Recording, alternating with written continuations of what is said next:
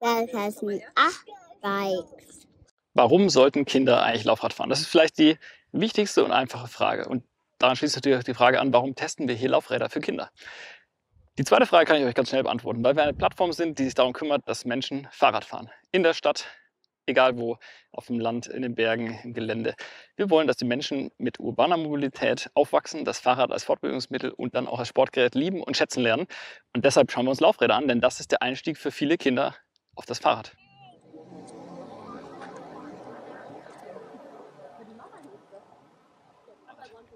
Ich persönlich hatte nie ein Laufrad. Ich habe mit 7 Jahren Fahrradfahren gelernt. In dem Alter ist hier auf dem Laufrad schon alles vorbei, denn da fährt man ein Bike mit Pedalen. Früher hatte man Stützräder, heute fährt man Laufrad und braucht auf keinen Fall mehr Stützräder, wenn man vom Laufrad kommt. Warum sollten Kinder also relativ früh schon mit dem Laufrad anfangen, außer dass es vielleicht Spaß macht? Nun, die erste Antwort ist, es ist super gut für die Koordination, das Gleichgewicht und auch die Selbstwahrnehmung des Kindes, wenn es ein anderes Objekt kontrolliert und sich damit fortbewegt. Gleichzeitig gibt es natürlich noch positive Nebeneffekte, die da wären, dass das Kind schneller unterwegs ist, wenn ihr zum Beispiel zum Einkaufen geht oder zum nächsten Spielplatz wollt und für euch als Eltern das einfach ein bisschen angenehmer wird, mit dem Kind unterwegs zu sein. Es gibt aber auch ganz praktische Themen, wie dass ihr dem Kind die Straßenverkehrsordnung spielerisch langsam erklären könnt, vom Gehweg aus in einem relativ sicheren, langsamen Umfeld. Stichwort langsames Umfeld.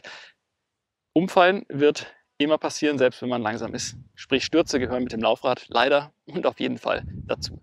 Das Gute ist, die Kinder sind auch relativ leicht und meistens auch sehr langsam. Das heißt, viel passiert nicht. Bitte, bitte tragt aber trotzdem immer einen Helm.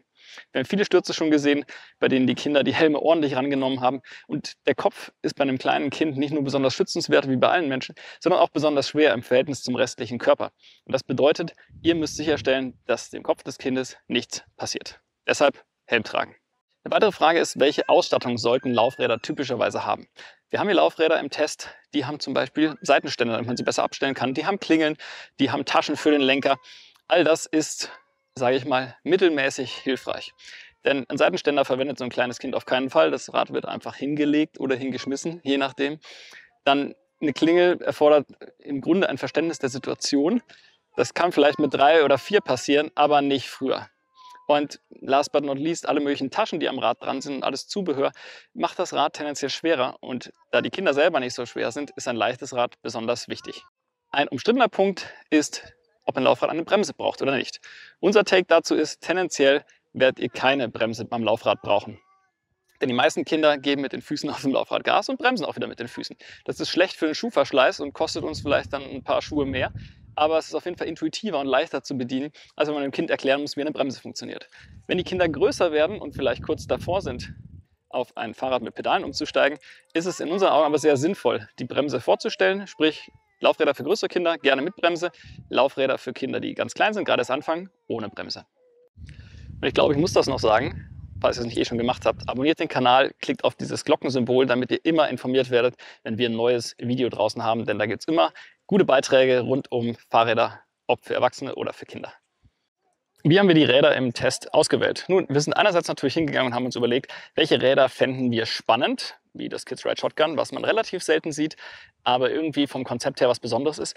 Und natürlich auch die Räder, die einfach man immer sieht, wie das Voom Original One.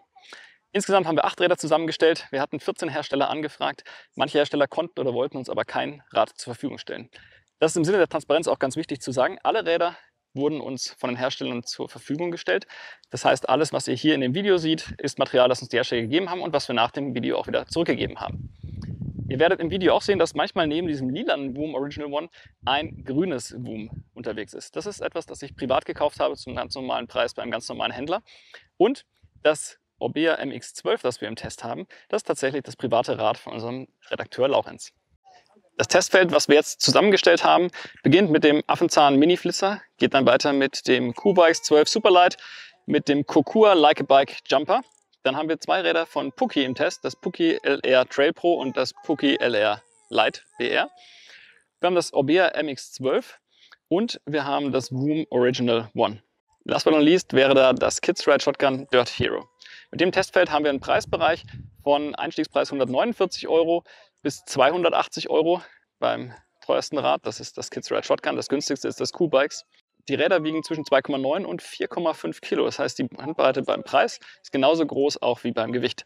Preis und Gewicht sind aber nicht korreliert, denn das leichteste Bike, das Voom, kostet 229 € und liegt damit im oberen Mittelfeld. Eine Frage, die uns immer wieder gestellt worden ist, ab welchem Alter sollte mein Kind Laufrad fahren? Nun, die Antwort ist so, viele Hersteller geben einen Altersbereich an, der beginnt meistens irgendwo bei 2 Jahren. Faktisch ist es aber so, dass wir eher sagen würden, wichtiger ist, ab welcher Größe das Kind Laufrad fahren kann. Denn eigentlich können alle Kinder, sobald sie sinnvoll laufen können, auch aufs Laufrad steigen. Die Frage ist, ob sie das wollen. Müssen, tun sie es nicht. Wir als Fahrradplattform finden aber natürlich, dass die Kinder das ausprobieren sollten. Und das beginnt am besten dann, wenn sie sinnvoll auf dem Laufrad sitzen können. Das heißt, die Innenbeinlänge, gemessen vom Schritt bis zum Boden, muss dazu passen, wie hoch der Sattel ist. Wir haben deshalb bei allen Rädern gemessen, von welchem Bereich, minimal bis maximal, sich der Sattel einstellen lässt. Und die Unterschiede sind enorm.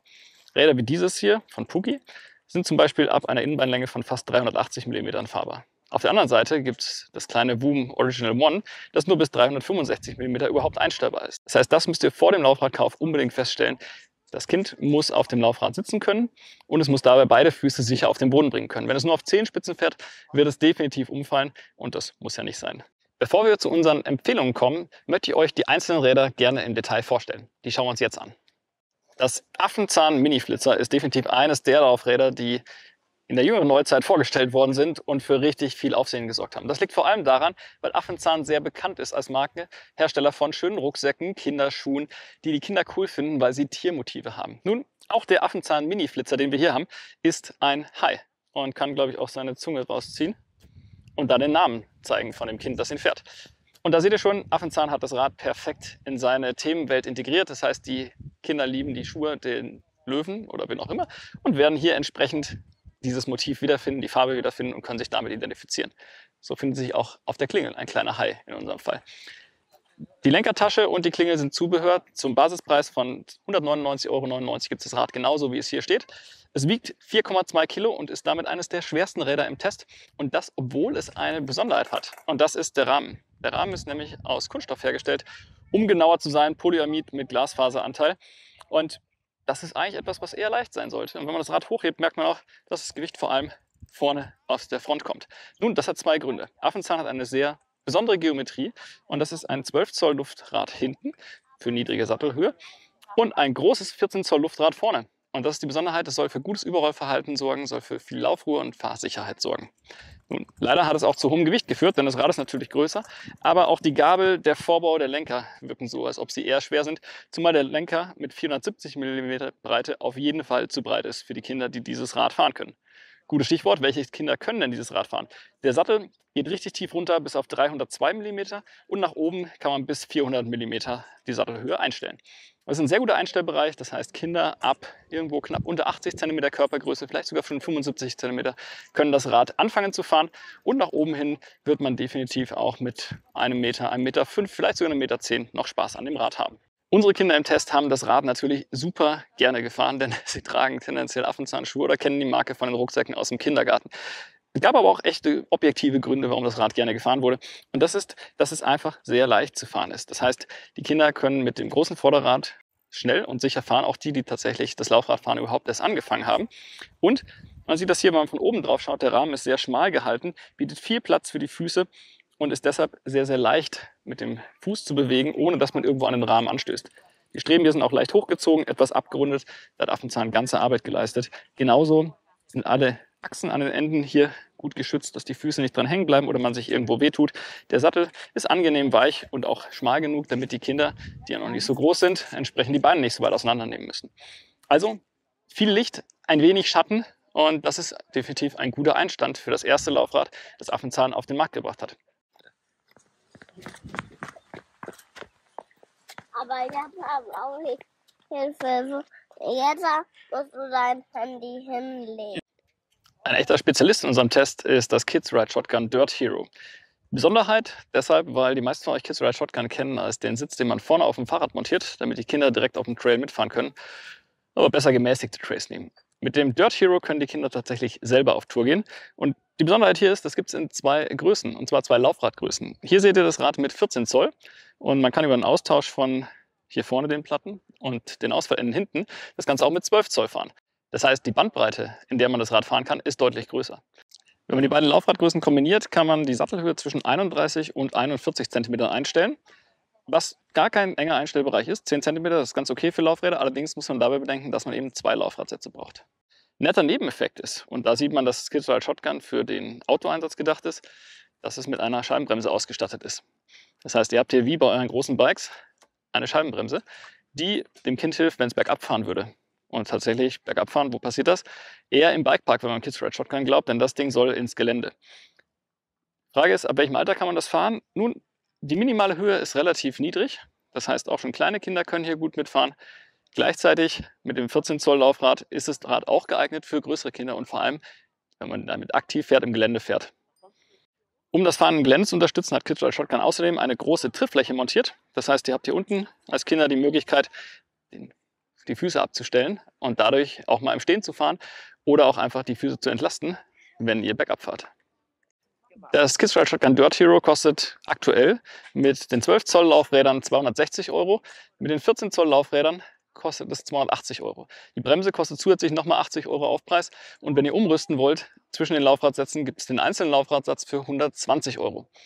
Das ist in Summe relativ teuer, bei uns hier im Test das teuerste Rad, aber auch ein echter Spezialist. Was ist unser Fazit zum Kids Ride Shotgun Dirt Hero? Nun, unsere Kinder haben definitiv zu schätzen gewusst, dass das Teil im Gelände wirklich gut fährt. Wir haben einen flachen Lenkwinkel, es ist relativ lang, es bietet eine gute Abstellmöglichkeit für die Füße und macht dadurch einfach Spaß, wenn es im Gelände schneller wird, holprig wird, man auf Pumptracks unterwegs ist. Das setzt aber voraus, dass das Kind schon relativ gut Laufrad fahren kann. Und man muss auch sagen, wenn man sich den Preis anschaut, das relativ hohe Gewicht, was in Anbetracht der Ausstattung akzeptabel ist und dann aber noch berücksichtigt, dass unser Laufrad leider im Test einige Schwächen hätte, was die Verarbeitungsqualität anging, sowohl bei der Lackierung als auch bei der Genauigkeit der Fertigung wie die Achsentasten, gibt es Potenzial nach oben und in dem Sinne unsere Empfehlung für den Geländeeinsatz nicht unbedingt für jeden. Das Kokua Jumper oder auch Like a Bike Jumper ist ein absoluter Klassiker unter den Laufrädern. Das Rad gibt es länger, als ich denken kann. Ich glaube 2005 wurde es eingeführt und es ist seitdem quasi unverändert, aber das scheint auch aus gutem Grund zu funktionieren. Das Rad gibt es ab 199 €, liegt damit im Mittelfeld von unserem Test und hat einige interessante Features, die es vom Wettbewerb abheben. Vor allem aber wäre das die Federung am Hinterbau. Das heißt, das hintere Rahmenteil kann sich gegenüber dem vorderen Rahmenteil bewegen. Dazwischen ist ein Elastomer montiert und das sorgt für einen Federeffekt. Abgesehen davon hat Kokua eine relativ komplette Serienausstattung, die es ermöglicht, dass das Rad sowohl von mittelgroßen bis größeren Kleinkindern gefahren wird. Die Unterscheidung ist deshalb wichtig, weil es Bikes gibt, die auch deutlich früher gefahren werden können. Konkret kann man dieses Rad ab einer Sattelhöhe von 345 mm fahren und den Sattel dann, weil Kokua 2 Sattelstützen in verschiedenen Längen mitliefert, bis 445 mm verwenden. Das bedeutet, ihr könnt mit dem Rad relativ gut abfahren, so ab 90 cm Körpergröße anfangen zu fahren und werdet damit Spaß haben bis 1,5 Meter, 1,10 Meter, vielleicht auch 1,15 Meter, je nachdem wie das Kind vom Körperbau geschnitten ist. Kokua hat sich viele Gedanken gemacht, wie man das Rad so gestaltet, dass es die Kinder nicht stört beim Fahren. Deshalb ist hier diese Streben einmal nach oben gezogen, um mehr Platz für die Füße zu bieten. Andererseits guckt man auch, dass wenn das Fahren mal schief geht, sprich ein Sturz kommt, alles gut geschützt ist. Das heißt, die Gewinde und Schraubenköpfe sind mit Kunststoffabdeckeln abgedeckt. Vorne der Vorbau hat eine kleine Neoprenhülle, die verhindert, dass man irgendwo auf scharfe Kanten oder Schrauben stürzt. Und dann gibt es noch diesen Lenkungsdämpfer, der so straff ist wie bei keinem anderen Rad. Eigentlich kein echter Dämpfer, sondern eher eine Lenkeinschlagsbegrenzung. Das heißt, je weiter das Kind einlenkt, desto stärker wird die Kraft von dem O-Ring hier unten, die den Lenker wieder gerade ziehen soll. Das soll die Fahrt beruhigen und verhindern, dass das Rad sich aufschaukelt und das Kind dadurch zum Sturz kommt. Spannend ist, dass der so scharf ist, dass das tatsächlich den Lenker immer gerade hält. Was eine Besonderheit ist, bei anderen Rädern ist der Gummi weniger straff eingestellt. Was sagen unsere Kinder zu dem Rad? Nun, grundsätzlich kommt das Rad sehr gut an. Es wurde insbesondere im Gelände gerne gefahren und vor allem auch von größeren Kindern tatsächlich intensiv genutzt. In dem ganzen Kontext muss man sagen, die Geometrie erscheint sehr ausgewogen, auch für die kleineren Kinder, die gerade erst auf dem Rad fahren können. Was wir uns wünschen würden, wäre eine Verbesserung des Lenkers, denn der ist relativ schmal, deutlich schmaler als bei den Wettbewerbern und er ist einfach auch sehr gerade, was nicht unbedingt ergonomisch ist. Da kann man, glaube ich, eine Verbesserung erwarten und die lässt sich auch leicht umsetzen. Abgesehen davon ist das Kokua Jumper, was die Preis-Leistung angeht, was die Leistung angeht, die es auf dem Trail bietet, tatsächlich ein wirklich gutes Laufrad, das lange Spaß macht und daher für uns definitiv eine Empfehlung für alle Kinder, die ein bisschen größer sind. Q-Bikes ist ein deutscher Hersteller, der sich auf Kinderräder spezialisiert hat und vor allem auf leichte Kinderräder. Das hier ist das Einstiegsmodell in die Welt der Kinderräder bei Q-Bikes. Das ist das Laufrad Q-Bikes 12 Superlight.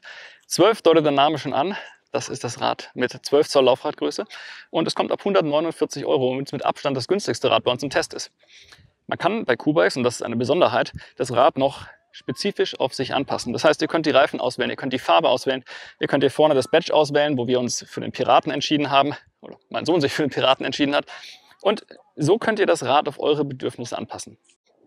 Die Sattelhöhe lässt sich am Q-Bikes 12 Superlight zwischen 315 und 400 mm einstellen.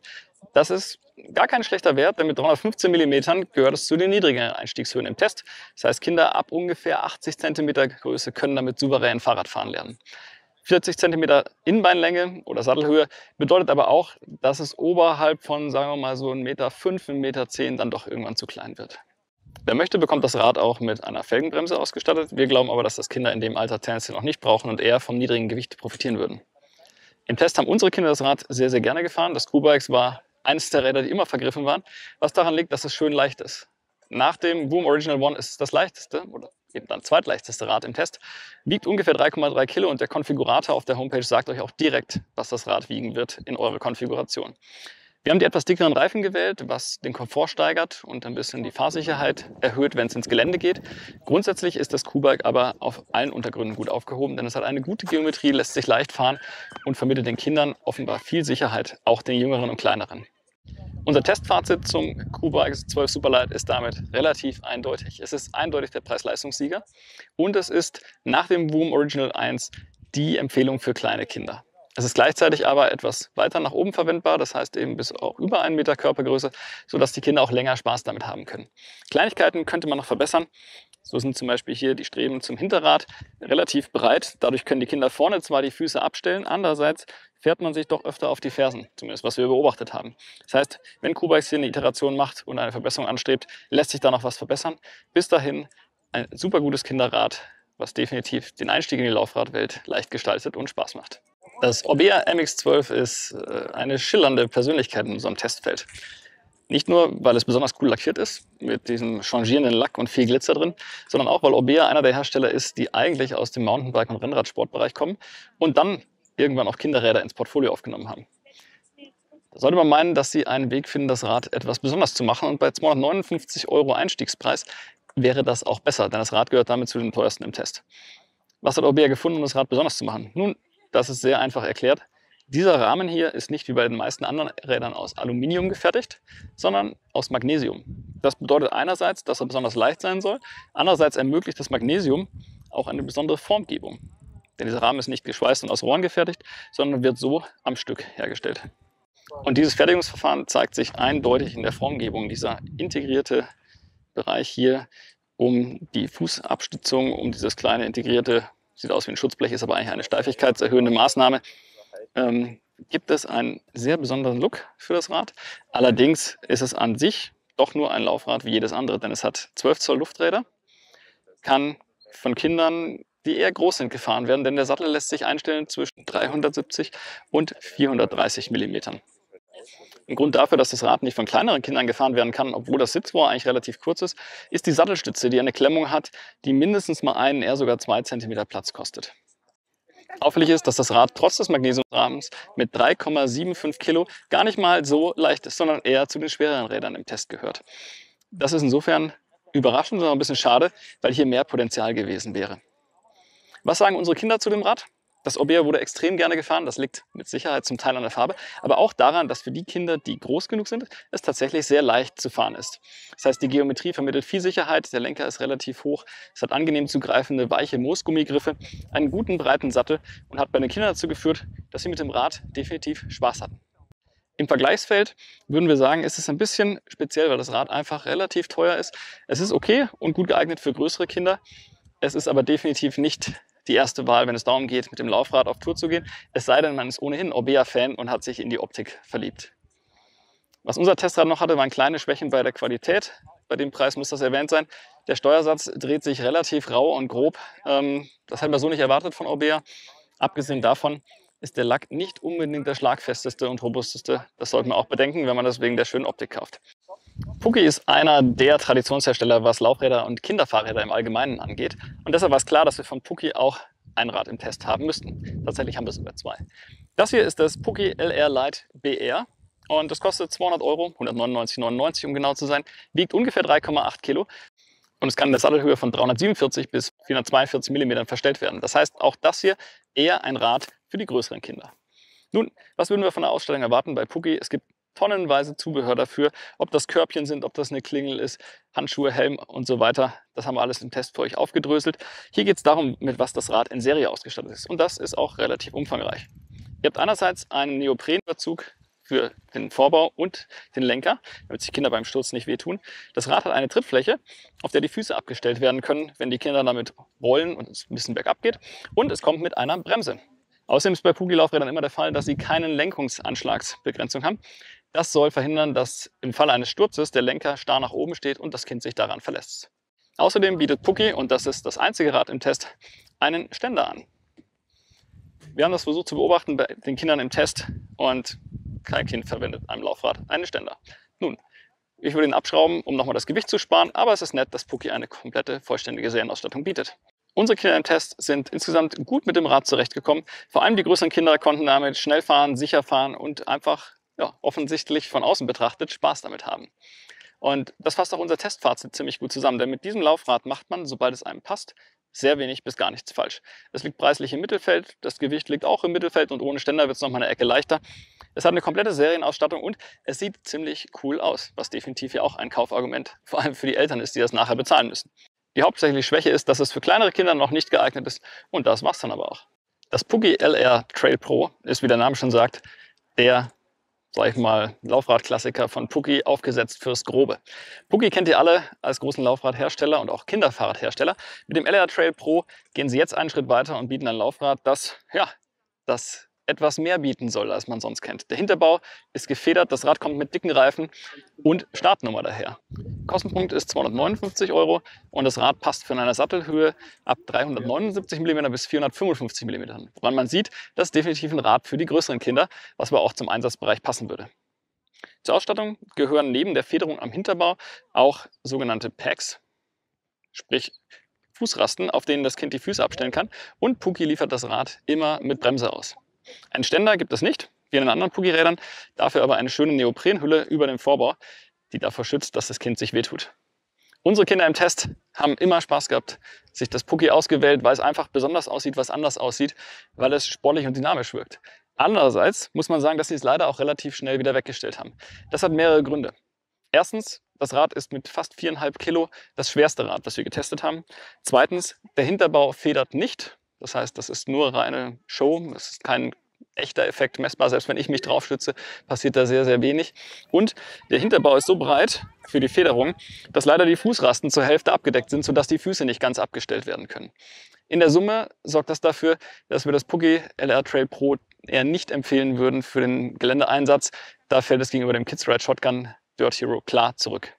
Das Voom Original One ist mit Sicherheit der Klassiker unter den Laufrädern. Ihr werdet es überall schon mal gesehen haben, gibt es in verschiedenen Farben, kostet stolze 229 Euro. Aber der Grund, warum ihr es so häufig seht, ist, dass es tatsächlich das Laufrad ist, was für die kleinsten Kinder geeignet ist.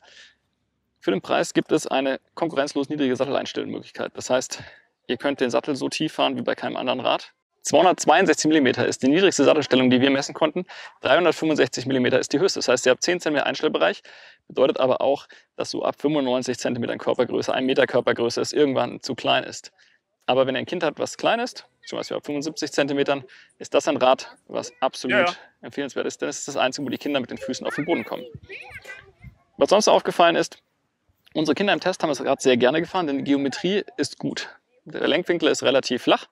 Und das Rad fährt dadurch auch bei höheren Geschwindigkeiten noch sicher.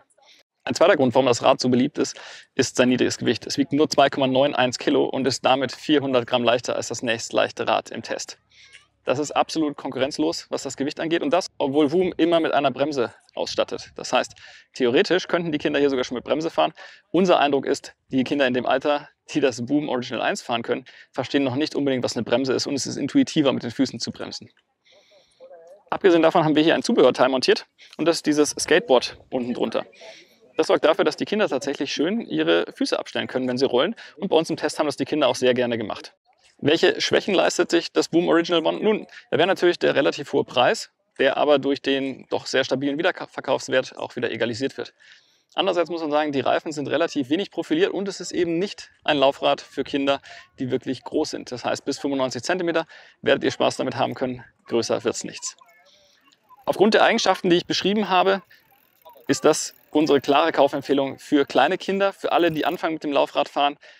Eine tolle Geometrie, tolle Ergonomie für die Kinder, ein guter Lenker. Bei manchen größeren Boomrädern gibt es einen sehr hochgebogenen BMX-Lenker, den finden wir weniger gut von der Ergonomie her.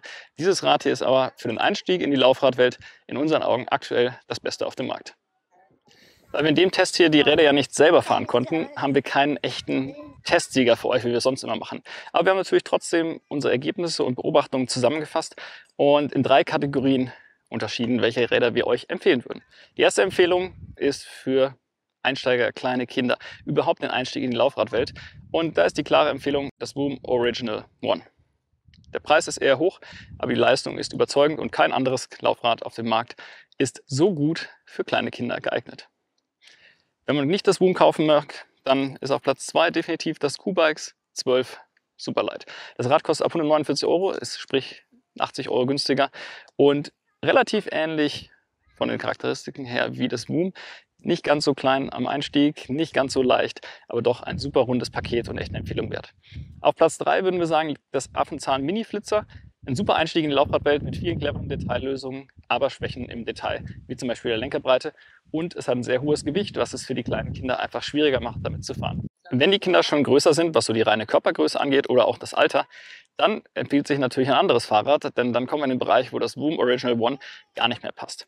Und da haben wir im Test einen ebenfalls relativ klaren Favoriten und das ist das Kokua Like-a-Bike Jumper. Das Rad leistet sich nur sehr wenige Detailschwächen, hat eine gute Preis-Leistung und einen wirkungsvoll gefederten Hinterbau, was für größere, schwerere Kinder tatsächlich ein wirkungsvoller und messbarer Unterschied ist. Wenn man nicht das Kokua kaufen möchte, gibt es im Grunde 2 gute Alternativen. Das eine ist das Puki LR Lite BR, was als Laufrad sich auch wenig Schwächen leistet, eine gute Ausstattung hat, sogar auch einen Ständer, was für größere Kinder vielleicht auch tatsächlich irgendwann dann benutzbar ist und sich mit relativ fairem Preis auf dem gleichen Level wie das Kokua positioniert. Dritter Platz ist relativ schwer, denn da sehen wir 2 Kandidaten. Es wäre einmal das Orbea MX12, was einfach relativ groß fahrbar ist, und auf der anderen Seite ist da aber auch noch das Kids Ride Shotgun Dirt Hero, was mit den 14 Zoll Laufrädern und Bremse für sportliche Kinder, für Kinder, die auch schon im Bikepark fahren können, einfach ein, sag ich mal, eher nischiges Produkt ist, was aber auch tatsächlich mit großen Körpergrößen dann funktionieren kann. Das ist auch schon die quasi perfekte Überleitung für unsere Empfehlung im Gelände-Mountainbike-Einsatz oder auch Bikepark. Da gibt es an sich im Testfeld 2 Kandidaten, die dafür prädestiniert werden. Das wäre das Puki LR Trail Pro und das Kids Ride Shotgun. Das Kids Ride Shotgun ist unsere klare Empfehlung für den Bikepark. Es hat die bessere Lösung, die Füße abzustellen. Es hat die bessere Bremse, die tatsächlich auch einige Höhenmeter schafft und mit weniger Handkräften bedienbar ist.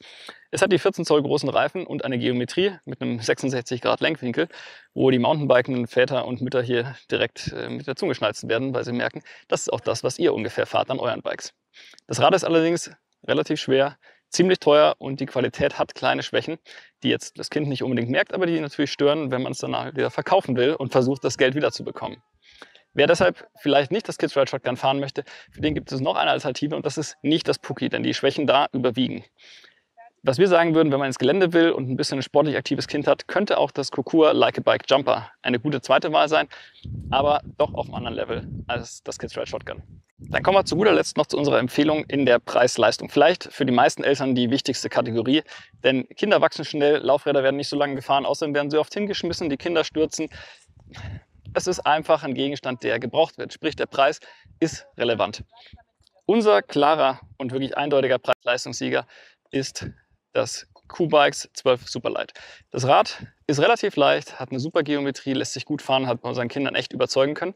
Es kostet aber mit 149 € einfach deutlich weniger als alle anderen Räder im Test und ist damit, weil es einfach gut funktioniert, aber sehr günstig ist, eine klare und auch absolut problemlose Empfehlung für unseren Preis-Leistungssieger. Ich hoffe, der Laufradtest hat euch genauso viel Spaß gemacht wie mir, auch wenn ich keines der Bikes selber gefahren bin, denn ich bin definitiv zu schwer für die Gewichtsfreigaben, die jedes dieser Räder hat. Nichtsdestoweniger fand ich super spannend. Ich sehe liebend gerne, wie meine Kinder damit unterwegs sind, wie die diese Schwerkraft entdecken, wie sie lernen, Kurven zu fahren, wie sie lernen, Geschwindigkeit mitzunehmen und wie sie einfach sich daran gewöhnen, mit dem Fahrrad unterwegs zu sein. Wir haben für jedes dieser Räder einen detaillierten, umfangreichen Artikel mit vielen Fotos, aber auch noch viel mehr Details, als ich es jetzt hier erzählt habe, auf nimsrad.de zusammengestellt. Und in diesem großen Vergleichsartikel könnt ihr alle Details lesen, vergleichen, euch genau informieren. Wenn ihr Fragen habt, die über das Video hier hinausgehen, dann auf jeden Fall sehr gerne einfach hier in die Kommentare schreiben oder auf nimsrad.de in den Beitrag schreiben. Wir antworten drauf, wir freuen uns über euer Feedback und natürlich freue ich mich drauf, wenn ihr mit euren Kindern Laufrad fahren geht. Das war's von mir, vom Tobias von nimsrad.de. Ich wünsche euch alles Gute und habt viel Spaß auf den Laufrädern.